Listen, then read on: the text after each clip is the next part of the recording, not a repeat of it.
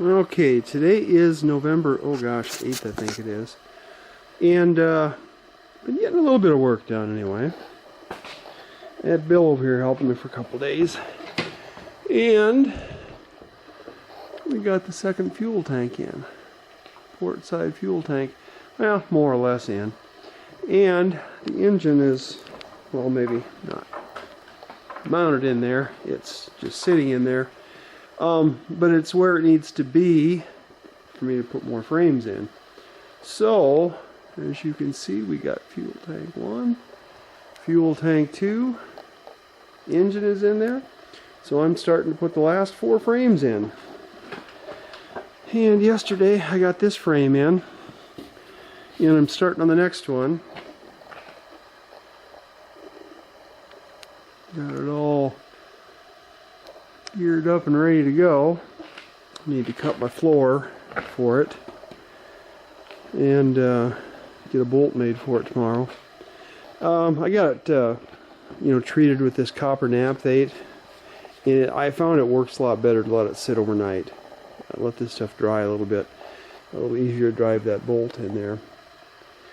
But I would guess by midweek I'll have these frames in. These last, today is Sunday, so I'd guess Wednesday or Tuesday or Wednesday I'll have these last frames in, which is really good news.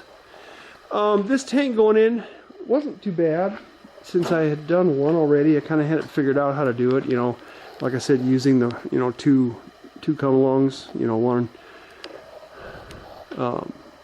2 on the rail up there, 2 on that rail up there, and then 2 up here in the corners on that beam that I put up there. So you can kind of pull it into position.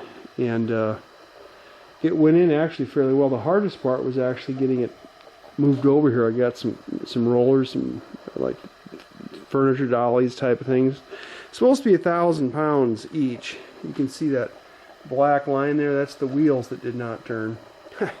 I bought some new dollies, and rather than having ball bearings on the casters, to swivel for the wheels to turn, there was just plastic bushings in there. Well, you put that much weight on them and they don't turn a bit.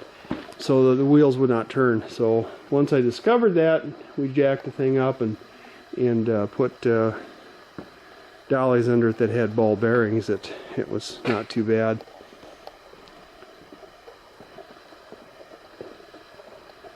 So, like I said, I'm starting to work on getting these last frames in. And then I can start working on this chine. Get the chine in here. And then once that's in, we can start planking. Woohoo! And that'll start opening things up for more, other things that can be done too then.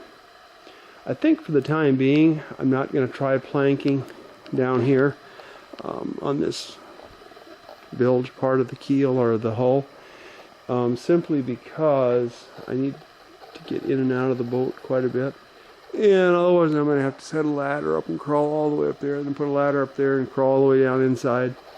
Anytime I want a tool or something, I'd have to go up that ladder, down the other ladder, and yeah. So I think it makes sense to wait with putting the planking on here, at least in the near term. But I didn't get any video. I tried to shoot some video of us getting like that tank up in there and in the engine and stuff, but I did take a couple still pictures, but I don't know. I tried to set up my GoPro and I just couldn't get the right angle on it, and the battery was dead, so I had to plug it in, and I was trying to have it sitting there plugged in and get an angle where you could see what was going on.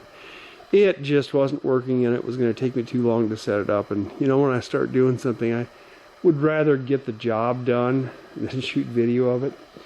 And my apologies for that if anybody ever watches this, that I don't actually take videos of me doing work.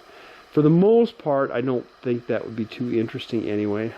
In my opinion, I would rather have somebody explain what's going on than sitting there watching them, hammer on a wood chisel or, saw a piece of wood. So I'll explain things as I go, but maybe have some pictures in there, and the videos of actual working on things are going to be few and far between. One other thing I did do here, last week before I got the tank in, I recessed all these bolts because this is going to be a bulkhead. This is going to be the bulkhead that's exposed to the inside, which is going to be the main saloon. And so I need that plywood to lay flush on here, and I just decided it was best to go ahead and recess those bolt heads, which is what I did. Figured I had some time, might as well get that done. And I did both sides there. I did not do back here because I left the gussets on here, which I probably shouldn't have done. So I'm expecting that the bulkhead back here is probably going to have to just, I can put a cleat in, you know, back on this side, and that plywood is just going to have to ride up along this edge. And this stuff back here, I'm thinking is probably going to be pretty much all covered up one way or another. I need to have access here on both sides, right there. That's going to be where my exhaust comes out up here from my North Sea exhaust. And I need to be able to get at the clamps and stuff there, and these tanks are too deep. You know, if you're in the engine room, the tanks are too deep to reach back there and get at those clamps. And then of course if there's a bulkhead here, you know, there's not much room anyway. So I think what's going to have to happen is there's going to have to be a cabin, or a cabinet back here in this aft cabin, and it's going to have a door panel or something that you take off so you can reach through and get in there to get at the seacocks and the through hulls there, because that's one thing you're going to have to make sure you have access to. And this tank over here is not in permanently yet. I've got some work to do on it yet. It's not sitting back there. I don't know if you can see that back 2x6. It's, you know, over an inch off the back of that 2x6 back there. And it's not that it has to sit on that 2x6. I mean, and I've been reading other, you know, documents, you know, how you know, on how to, you can hang these tanks.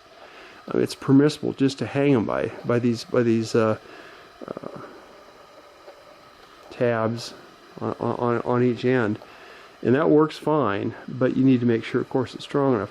Of course, down here, you know, that tab is going to get bolted through that 3-inch frame there, well, in 3 places. And the same thing up on the back side, up on top there. It'll get bolted through there. But I've got those 3 2x6s, 1, 2, 3. I've got them back there, so I might as well have them taking up some of that weight. So I think what I'm going to do is make myself some shims to go in there, some tapered shims to go in there.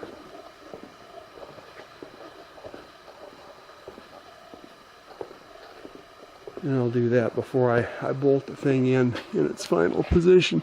But if you look here, so you can see, well, it's maybe an inch at best. But anyway, it's not touching there, nor is it touching on this one either.